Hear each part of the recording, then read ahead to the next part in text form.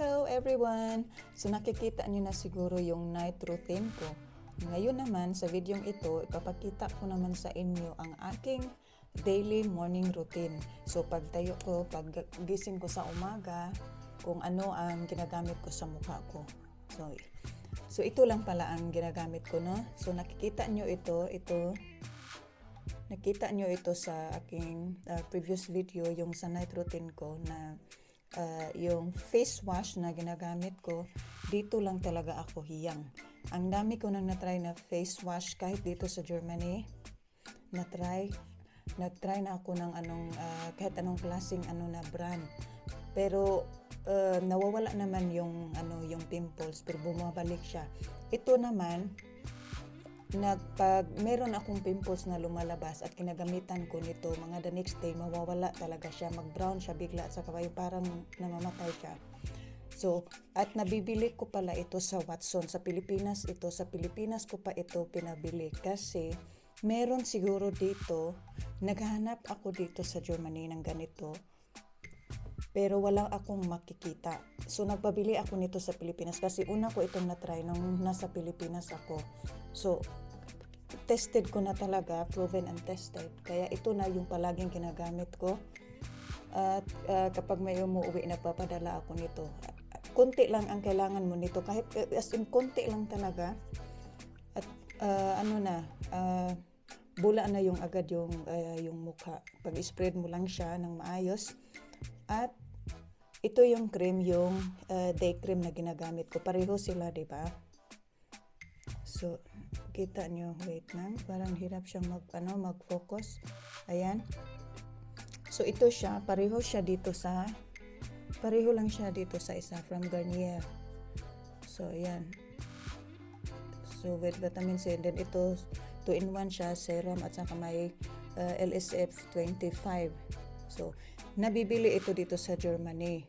So, akala ko makakita ako ng ganito. Pero ito talaga, wala akong nakita. Meron siguro online. Pag mag-order, paghahanapin ko sa online, meron siguro sa Amazon. Pero hindi pa ako nakapag-try. So, sa Pilipinas ko ito pinabili at ito dito sa Germany. So, hindi naman siya masyadong kamahalan.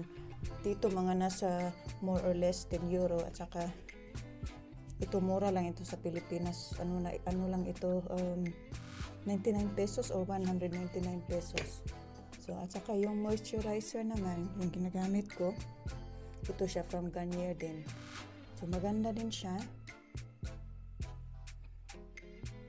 So, yan. So, yan lang ang ito lang tatlo yung day ko, kaya yung ginagamit ko pag sa morning routine. Muraga.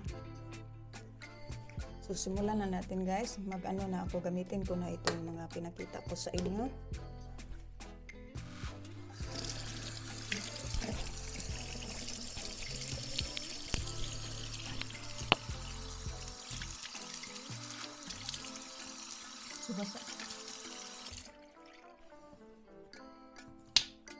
So, ito lang. Ganito lang kaliit ang gamitin natin. Ayan o.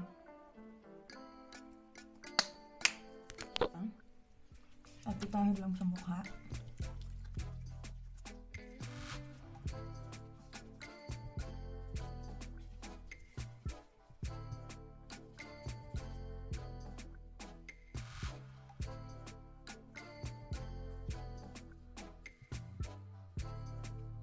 So ngayon, guys, babanlawan na natin yung mukha.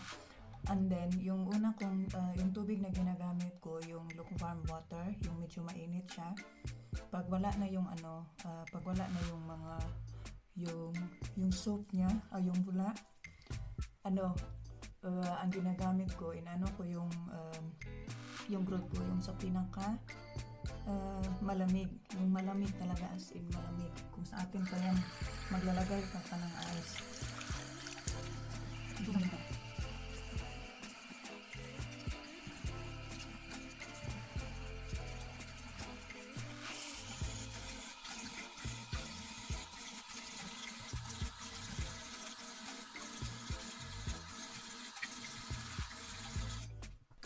So, ganito yung itsura pagkatapos.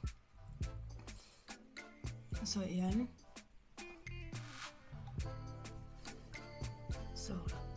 pagkatapos kong binalawan ng malamig na tubig. So i-dry lang natin gamit ang malinis na towel.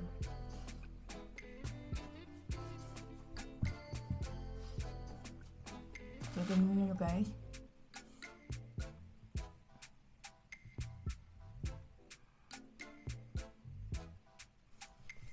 So after nito, ito yung ginagamit ko. May time na hindi ako gumagamit nito sa umaga, mostly sa gabi kasi sa gabi ano ito kasi may ano siya, effect siya na pag cleaning and makeup remover. So minsan hindi ako gumagamit nito sa umaga kasi pag gabi naman natutulog ka naman, di ba? So and then umaga maghugas ka lang ng ano yung mukha, so wala, hindi naman masyadong marumi siguro. So ayan.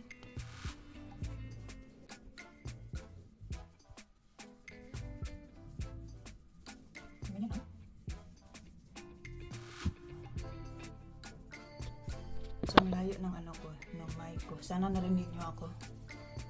So after ng moisturizer ito. So paimti na kasi ito, kaya anuhin na natin. Binuksan ko na, hindi na gumagana yung pump. Kasi ano na siya, halos wala nang, hindi na siya makaabot dun sa pinaka ibaba. Hindi na siya nag-pump. Hindi na gumana. So maganda ito kasi may vitamin C, serum at saka LSF. So yun lang. So spread nyo lang dito sa mukha. And then tapos na. Yun lang. So ito ang ginagamit ko talaga araw-araw. May trabaho man ako, wala. Ito talaga palagi.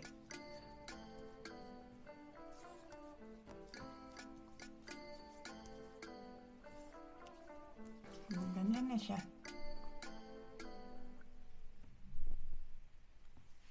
So thank you guys so much for watching. Have a nice day po sa lahat. At ingat kayo and God bless. Bye!